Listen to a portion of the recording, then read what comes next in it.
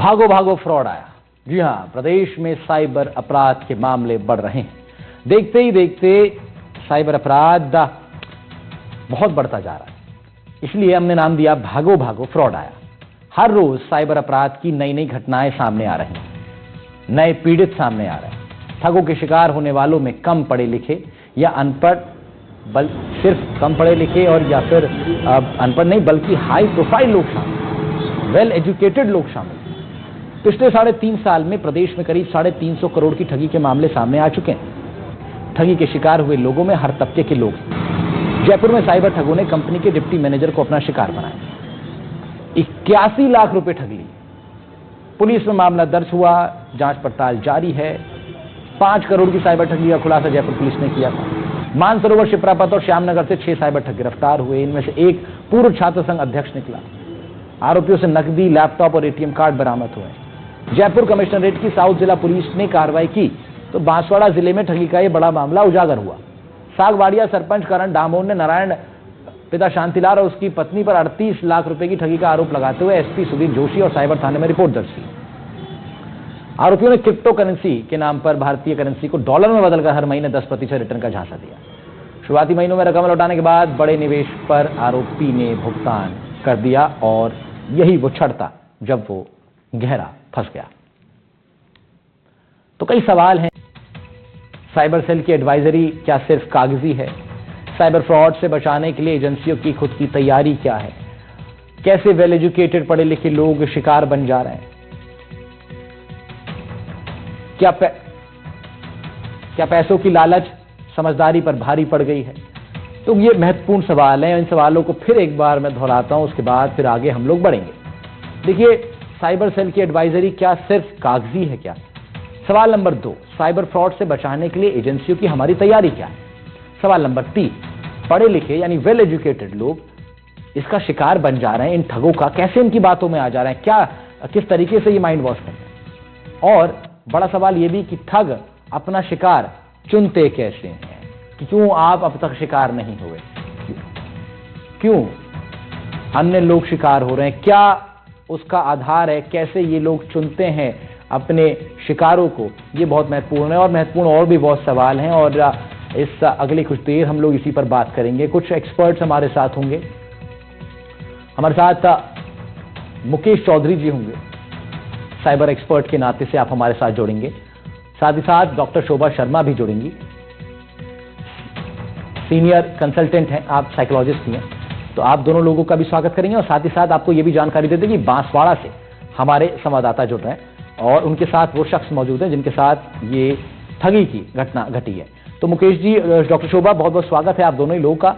लेकिन सबसे पहले हम बांसवाड़ा चलते हैं, क्योंकि बांसवाड़ा में हमारे सहयोगी नवीन के साथ, नवीन तो वहां मौजूद हैं ही, साथ ही साथ उनके साथ वो पीड़ित मौजूद हैं जिनके साथ इस ठगी को अंजाम दिया गया। तो सीधा आपको पहले बांसवाड़ा लिए चल रहे हैं। बांसवाड़ा में नवीन हमारे सहयोगी मौजूद है। नवीन, निखिलेश हमारे सहयोगी वहां मौजूद है। जरा बताइए क्या कुछ किस तरीके से घटना इनके साथ घटी, क्या इन्होंने आपको बताया? निखिलेश, सबसे पहले आप बताइए, उसके बाद फिर हम उनकी ज़बानी सुनेंगे। बिल्कुल, बांसवाड़ा में एक सरपंच है करण डामोर, इनके साथ 38 लाख की ठगी का जो है मामला सामने आया है। एक व्यक्ति है नारायण लाल, उसने क्रिप्टो करेंसी में निवेश के नाम पर इनसे 38 लाख रुपए की ठगी की है। स्थानीय सरपंच है यहाँ के सागवाड़िया गांव के, हमारे साथ में अभी जुड़े हुए हैं। हम इनसे भी बात करेंगे किस तरह से क्या इनके साथ ठगी हुई है, आइए जानते हैं। बताएं सर, क्या दिक्कत हुआ आपके साथ? जी बेटा, मेरे साथ में नारायण लाल मेड़ा करके यहाँ बांसवाड़ा लोकल का है, अभी हाल ही में वाड़िया कोला नहीं रह रहा। मेरे साथ में पहले 4.5 लाख रुपए इन्वेस्ट कराया, 10% पर मंथली देगा, यूँ 2 महीने तक 10% कुछ इसने लालच में लाने के लिए मुझे दिया। इसके बाद में मेरे को बड़ा करने के लिए उसने पर मंथली 1,20,000 आएगा, यूँ करके मैं 18 लाख इन्वेस्ट कराए और फिर दूसरी आईडी बनवाई, 9 लाख करवाए, यूँ करते 8 लाख करवाए, यूँ करके टोटल मेरे साथ में 38 लाख लगवाए। और ना तो मेरे को हर मंथली पैसे मिले ना कुछ नहीं, और अमेरिकन डॉलर में इसने पैसे हवाला के जरिए करा और अमेरिकन डॉलर में फर्जी आईडी इसने बनाई। फर्जी आईडी बनवा के वही पूरी मोबाइल में चलाता था और पर मंथली 1,20,000 आएगा, यूँ करके हमारे साथ में धोखा किया उसने, फ्रॉडिंग की। और इसने मेरे साथ भी ही नहीं, राजस्थान के अन्य जिलों में बांसवाड़ा, उदयपुर, डूंगरपुर और एमपी के उज्जैन जिला और गुजरात में हिम्मतनगर में कई लाखों के लोगों के साथ में 10 करोड़ की मतलब उसने ठगी की है। मिथिलेश जरा इनसे पूछिए, कहां से ये कहानी शुरू हुई, किसने सबसे पहले इनसे कांटेक्ट किया और कैसे ये फिर फंसते चले गए? जरा एक बार इनसे पूछिए कि कहां से हुई ये कहानी, कौन आया सबसे पहले, किसने आइडिया इनको दिया? किस तरह से ये शुरू हुआ और किस तरह से वो आपके संपर्क में आया? मेरे साथ में पहले हम जब कॉलेज में पढ़ रहे थे उस समय का तो वो दोस्त था। इसके बाद क्या है कि इसने पहले अन्य 2019-20 में भी ठगी की थी। उसके गांव से 1.5 करोड़ समथिंग रुपए लूट के आया था, यूं कह रहे उनके गांव के लोग खुद थी। और वहां से यहाँ बांसवाड़ा माँ के बच्चा जैसे अभी हाल में वाड़िया कॉलोनी में रह रहा है और मेरे साथ में ऐसा करेगा मुझे नहीं पता था, मेरे दोस्त से ऐसा नहीं करेगा, लेकिन इसने मेरे को लालच में लाने के लिए पहले 4.5 लाख रुपए लगवाए, पर मंथली 10% देंगे यूं करके करवाए। इसके बाद में फिर बड़ा पैसा इन्वेस्ट करवाए, पर हमेशा लाइफ भर पैसा आएगा, यूं बड़ी आईटी बनवा दो यूं करके उसने बड़ा पैसा लगवाया। और हमने जमीन बेची और जेवर्स गिरवे रह गए, ट्रैक्टर बेचे, सब बेचे। इसके बाद में पूरा पैसा मैंने टोटल इधर उधर जोड़ के मैंने टोटल 38 लाख रुपए लगाए। उसमें से मुझे 4.5 लाख रुपए वापस किए थे, दूसरे पैसे अब नहीं दूंगा यूं कह रहा है कि जो करना वो कर लो। और बांसवाड़ा के आसपास में उसने 10 करोड़ की संपत्ति, 10 से 15-20 करोड़ की संपत्ति बने। लेकिन जिनसे पूछिए सबसे पहले कंप्लेंट कहाँ दर्ज कराई इन्होंने, थाने में गए थे, क्या कहा वहां पे, ये जानना बहुत जरूरी है।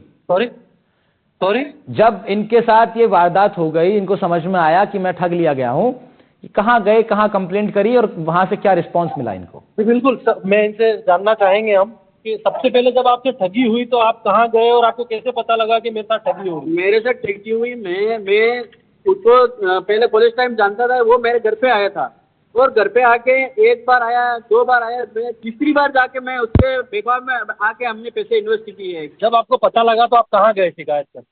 मैं कैसे पता लगा? मैं ऐसा शिकायत मेरे को गुजरात और एमपी के लोगों ने संपर्क किया, तुम्हारे बांसवाड़ा जिले के अंदर ऐसा व्यक्ति नाम का रह रहा है और हमारे साथ में फ्रॉडिंग हुई थी। मैंने कहा मेरे साथ में भी हुआ है, तो आपने क्या किया? तो उन्होंने कहा कि हमने भी वहाँ थानों में, एमपी में, उज्जैन में थाने के अंदर शिकायत दर्ज कराई है, हिम्मतनगर वालों ने शिकायत करी है। तो फिर इसके बाद में मैंने एसपी साहब को और साइबर थाने और सदर हमारा थाना पड़ता है, वहाँ पे हमने रिपोर्ट दी। ठीक है, हम और बात करेंगे इनसे। निखिलेश, हमारे साथ कुछ और एक्सपर्ट्स भी हैं, इन्होंने जो अपनी आप बीती सुनाई है, जरा उसके आधार पर और भी कई ऐसे उदाहरण अब सामने आए, जरा उन सबके आधार पर जरा अपने एक्सपर्ट से बात कर लेते हैं। मुकेश चौधरी जी हमारे साथ साइबर एक्सपर्ट के नाते जुड़े हैं, उनके पास चलते हैं। मुकेश जी, आपने सुना, पीड़ित ने अपनी आप बीती सुनाई, किस तरीके से अपने झांसे में लिया और इन्हीं के बड़े परिचित थे वो। इस पर तो किस तरीके से झांसे में लेते हैं, इस पर तो हम डॉक्टर शोभा से बात करेंगे, वो साइकोलॉजी समझाएंगी। लेकिन मुकेश जी, अब ये आपके सामने तमाम ऐसे खबरें और इस तरह के बहुत केसेस आ चुके हैं, हम लोग सवाल पूछ रहे हैं कि इससे निपटने की तैयारी क्या है? इससे निपटने की तैयारी तो अभी राजस्थान पुलिस की अगर मैं बात करूं तो राजस्थान पुलिस तैयार नहीं है इनसे निपटने के लिए जी।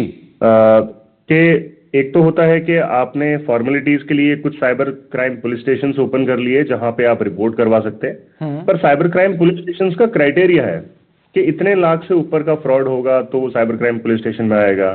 तो जहां पे क्राइटेरिया सेट कर देते हैं तो अगेन इवन दो आपके पास साइबर क्राइम पुलिस स्टेशन हैं, बट अभी भी जो केसेस हैं साइबर क्राइम के वो लोकल थानों में रजिस्टर होते हैं। तो लोकल थानों में ही एक अलग से ब्रांच बना दी गई है, एक डेस्क बना दी है साइबर फ्रॉडों की बस। हाँ, कुछ जगह एक डेस्क भी बना दी है, कुछ जगह एक नोडल पुलिस स्टेशन भी बनाया है कि भाई 3-4 पुलिस स्टेशंस में यहाँ पे अगर कोई फ्रॉड होता है तो इस नोडल पुलिस स्टेशन को आप फॉरवर्ड कर दो। अब वो नोडल पुलिस स्टेशन के लिए प्रॉब्लम ये हो जाती है कि भाई मेरे पुलिस स्टेशन का भी केस मुझे हैंडल करने हैं, मुझे बाकी मेरे एरिया के जो पुलिस स्टेशन हैं मेरे जोन में जो आते हैं उनके भी केसेस मुझे हैंडल करने हैं, तो मैं अपने केसेस को प्रायोरिटी दूं या मैं उनके केसेस को प्रायोरिटी दूं? नहीं तो मुकेश जी, एक बस इतना एड ऑन आपसे कर रहा हूँ सवाल में कि हैंडल कर, आपने कहा कि पुलिस वाला ये सोचेगा, पुलिसकर्मी ये सोचेगा भाई हैंडल करूं। मैं आपसे जानना चाह रहा हूं कैसे हैंडल करेगा वो? ठगी की घटना घट चुकी है, पीड़ित उसके सामने बैठा है, पैसे अब उसके पास है नहीं, पैसे जहां जाने थे वहां पहुंच चुके, अब क्या हैंडल करेंगे पुलिस वाले? इनकी प्रोसेस क्या है? प्रोसीजर इसके अंदर ये होता है कि अगर किसी के साथ फ्रॉड हो गया, वो साइबर थाने जाके रिपोर्ट करे या अपने लोकल पुलिस स्टेशन रिपोर्ट करे। अल्टीमेटली जब वो रिपोर्ट करते हैं किसी भी पुलिस स्टेशन पे, तो उनसे ये चेक होता है सबसे पहले कि आपने ऑनलाइन साइबर क्राइम पोर्टल पे रिपोर्ट किया है कि नहीं किया है। अगर कर चुके होते हैं वो तो ठीक है, नहीं करते हैं तो सबसे पहले वहां रिपोर्ट करवाया जाता है, ताकि वहां से मनी ट्रेल आइडेंटिफाई हो पाए कि पैसा किस अकाउंट में गया, आगे से आगे लेयर 1, लेयर 2, लेयर 3, कितने लेयर्स में पैसा ट्रांसफर हो गया। और साइबर क्राइम पोर्टल की जो बैकएंड टीम है, वहां से उनके सिस्टम से वो अकाउंट्स डेबिट फ्रीज हो जाते हैं, उन अकाउंट्स के अंदर जो पैसा होता है वो होल्ड हो जाता है। अब होल्ड होने के बाद में जो विक्टिम है उनको मोबाइल फोन पे मैसेजेस आते हैं, जिस नंबर से उन्होंने अकाउंट क्रिएट किया होता है, कि आपका इतना इतना पैसा होल्ड हो गया है। अब जैसे उनकी नॉलेज में ही आता है कि इतना पैसा होल्ड है, जो लोकल थाना है वो भी पोर्टल से एक PDF डाउनलोड होता है, उसमें उनको भी शो हो जाता है कि इतना इतना पैसा इस अकाउंट में होल्ड है। अब उस पैसे को रिकवर करने की पहली पॉसिबिलिटी की जाती है कि कोर्ट में एक एप्लीकेशन लगाई जाए, और कोर्ट उसके बाद में उस कंसर्न बैंक को ऑर्डर कर दे कि ये पैसा इनका है तो इनको दे दिया जाए। तो एक प्रोसेस ये होता है रिकवरी का।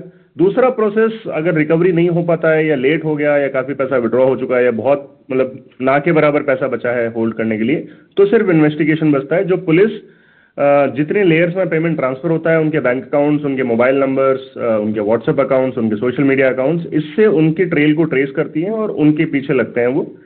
अब डिपेंड ये करता है मेजॉरिटी ऑफ केसेस में कि जो ये अकाउंट्स होते हैं पैन इंडिया होते हैं, तो पुलिस ज़्यादातर केसेस में ट्रैवल करना अवॉइड करती है और बहुत लंबी ट्रैवल हो जाती है। एक ही केस की इन्वेस्टिगेशन बहुत कॉम्प्लिकेटेड होती है, तो ट्रैवल का और TADA का जो फंड्स होते हैं उसकी प्रॉब्लम मान लो आप, या केयरलेसनेस मान लो, एक केस की प्रॉपर इन्वेस्टिगेशन हो नहीं पाती है। एक दो लोगों को पकड़ लेते हैं और ये कह दिया जाता है कि केस का कुछ हो गया। ठीक है मुकेश जी, डॉक्टर शोभा शर्मा भी हमारे साथ जुड़े। शोभा जी, आ रहा हूं आपके पास एक सवाल फिर, जरा हम लोग पीड़ित से जरा सी बात ये कर लेते हैं कि क्या आपने ऑनलाइन पोर्टल पर ये शिकायत दर्ज करा दी थी, जिस तरह मुकेश जी बता रहे हैं, समझा रहे हैं? ये कब आपसे दर्ज करवाई गई? जब आप वहां पहुंचे पुलिस स्टेशन में, क्या प्रोसेस आप इनके साथ फॉलो हुआ है, निकले, जरा ये बात कीजिए। ऑनलाइन पोर्टल पे शिकायत डाली या किस तरह से क्या कार्रवाई की? साहब, ऑनलाइन पोर्टल पे मुझे इतना समझ में नहीं आता है। हम इतने गांव के रहने वाले, इतने पढ़े लिखे नहीं समझते हैं। इंग्लिश में वो जो भी किया है सब पूरा इंग्लिश में करते थे ना, हमें इतना पता नहीं था। हमें किसी लोगों ने बताया कि ये करने से आप SP साहब को और साइबर थाने के अंदर शिकायत करो, तब जाके हमारा पता चला कि भाई वहाँ जाके ऐसा करो, तब जाके तुम्हारा कुछ भला होगा। यूँ करके हम SP साहब और साइबर थाने के अंदर हमने ये रिपोर्ट दर्ज की। ठीक है, डॉक्टर शोभा शर्मा हमारे साथ हैं, आप सीनियर कंसल्टेंट हैं, साइकोलॉजिस्ट हैं। शोभा जी, हम ये एक सवाल बार बार पूछ रहे हैं, बार बार अपनी स्क्रीन पर भी चला रहे हैं, और हम ये जानना भी चाह रहे हैं कैसे ये लोग टारगेट करते हैं, कैसे ये लोग चुनते होंगे, और चुनने के बाद, क्योंकि चुनने से पहले और चुनने के बाद दोनों जगह दिमाग को माइंड वॉश करने का बड़ा खेल है, जिसको हम लोग सामान्य ग्रामीण भाषा में कहते हैं बुद्धि बांधना। तो बुद्धि बांध दी जाती है सामने वाले की। ये साइकोलॉजी से कैसे खेला जाता है, कैसे इस पे पकड़ बनाते हैं ये लोग, फ्रॉड लोग? बेसिकली इस तरह के लोग जो होते हैं ना, बहुत ज्यादा अपनी बातों में मीठी मीठी इनकी बातें होती हैं। पीपल प्लीजिंग टाइप के लोगों को खुश करना इनका ट्रेट होता है। दो चार बातें वो ऐसी बोलेंगे ताकि सामने वाले को बहुत जल्दी उनके ऊपर ट्रस्ट हो जाता है। ठीक है, जिस तरह से क्राइम हमारा वर्चुअल में ना होके जो ऑफलाइन भी अगर होता है वो भी इस तरह से होता है। पहले इंसान को ट्रस्ट डेवलप कराया जाता है, रेपो अच्छी बनाई जाती है ताकि वो ट्रस्ट करे, और ये इन्फॉर्मेशन आपकी पहले से ही ले लेते हैं। उनको सारी चीजें आपके बारे में पता होती है, पर लोग ये नहीं जानते कि हमारा सारा डेटा जा चुका है, हमारे बारे में उनको पता चल गया है। और वो इस तरह के ट्रेड पे जो उनकी वीकनेस जो होती है, वीक जो पॉइंट होते हैं, वो उसी पर ही काम करते हैं और कहीं ना कहीं इमोशनली बाउंड होके उन चीजों को करना शुरू कर देते हैं। और शोभा जी, क्या जब उन्हें पता लग जाता है कि हाँ ये अब मेरा शिकार बन सकता है, और उसके बाद सामने वाला भी थोड़ा अलर्ट तो रहता ही है, क्योंकि जब पैसा इन्वेस्ट करता है, तो जरा क्या आप डिटेल में ही थोड़ा सा बताएं कि कैसे सामने वाले की साइकोलॉजी से ये लोग खेलते हैं, मतलब कौन सी ट्रिक्स इस्तेमाल करते हैं? जिस तरह आपने बताया कुछ मीठी मीठी बातें करना, और कुछ ऐसी, क्योंकि ये बहुत बड़े बड़े लेवल पे फ्रॉड हो रहे हैं, एजुकेटेड लोगों के साथ फ्रॉड हो रहे हैं। बेसिकली क्या होता है, पैसा हर किसी को अच्छा लगता है। ये लोग सबसे पहले जो झांसा देते हैं वो मनी का, यही साइकोलॉजी है, यही साइकोलॉजी है। ठीक कह रही हैं आप। आपकी चीजें डबल हो जाएंगी। हर कोई आजकल शॉर्टकट मेथड से अमीर होना चाहता है, तो उनको भी ये लगता है कि शायद हमारा पैसा अच्छी जगह है, सही जगह है। वो उन चीजों की, इवन पढ़े लिखे एजुकेटेड होने के बाद भी उन चीजों की इंफॉर्मेशन नहीं कलेक्ट करते हैं, ना वो देखते हैं, और ये सब चीजें कर देते हैं। बहुत सारे आजकल फ्रीली ऐप चल रहे हैं कि आपका पैसा हम लगवाएंगे, 2-3 महीने में डबल हो जाएगा। इवन वो प्रूफ भी निकाल के ना, पिछली चैट की, कहीं से ऐसे रिकॉर्डिंग, फीडबैक, इस तरह से प्रूफ करते हैं, अपने आप को ऐसा प्रूफ करते हैं कि सामने वाले को उसके ऊपर ट्रस्ट बिल्ड हो जाता है। और लोगों को बहुत लगता है कि शॉर्टकट टाइम है, एक कीबोर्ड को बस करना है, पैसा इन्वेस्ट करना है और हमारा डबल हो जाएगा। वो बहुत जल्दी से ही इस जाल में फंस जाते हैं। ठीक है, हम लोग वापस चलते हैं बांसवाड़ा, और वहां निखिलेश हमारे साथ मौजूद है। निखिलेश, अब इनसे बात कीजिए थोड़ी देर, बस इतनी ही जरा इनसे जानिए कि अब क्या इनको उम्मीद है तमाम प्रोसीजर्स के बीच, तमाम कानूनी कार्रवाइयों के बीच जो आश्वासन इनको मिला है, कितनी इनको उम्मीद है कि इनके साथ अब न्याय हो पाएगा? जी बिल्कुल, बता दें, जैसा कि शोभा जी ने बताया, किस तरह लालच देकर या ऐप के माध्यम से पैसा डबल करने को लेकर इनको जो झांसा दिया जाता है, ये सरपंच साहब कुछ बताएंगे। इनके सामने कागज है जिस ऐप में इनको वो कराया गया निवेश। बताएं सरपंच साहब। जी साहब, मेरे साथ में ये जो फ्रॉडिंग आइडिया बनाई, ये आईडी अपने आप बंद हो चुकी है। क्या कि वो दुबई और मलेशिया वहाँ जाके नया एप्लीकेशन बना के ला के यहाँ गांव में हमारे भोले वाले लोगों के साथ में डबल हो जाएगा, यूँ करके मेरे साथ में ही नहीं कई लोगों के साथ में हुआ है। गांव का एक सरपंच प्रतिनिधि यूँ करके मुझे आगे किया, तो ठीक है, इनके अगर यह खुलासा होता है तो सभी लोगों का भला हो जाएगा। उसके बाद समय इतना ही है, बस आप भाई साहब से ये पूछिए कि क्या ये दर्शकों को भी ये बोलना चाहेंगे कि लालच बुरी बला है? जी बिल्कुल, आप इसको क्या संदेश देना चाहेंगे जो आपके साथ हुआ उसके बाद? जो मेरे साथ में हुआ है, मैं बिल्कुल इस तमाम पूरे देशवासियों को यही कहना चाहता हूँ कि ये जो फ्रॉडिंग करने वाले मीठी मीठी बातें करके लालच में लाते हैं, तो ऐसे बेगावे में आए नहीं कभी, और अपना जो पैसा है सही जगह लगाए, और ऐसे फ्रॉड कंपनियों में कभी भरोसा नहीं करें। यही कहना चाहता हूँ। तो ये संदेश बहुत साफ है, जो लोग मीठी मीठी बातें करके आपको फंसा रहे हैं उन पे बिल्कुल भरोसा ना करें, और मुकेश चौधरी जी जैसे साइबर एक्सपर्ट्स हैं उनकी आप राय ले सकते हैं इस तरह के किसी भी मामले में। शुक्रिया मुकेश जी आपका, डॉक्टर शोभा बहुत शुक्रिया आपका, और निखिलेश बहुत शुक्रिया आपका तमाम बातचीत के लिए, तमाम जानकारी के लिए।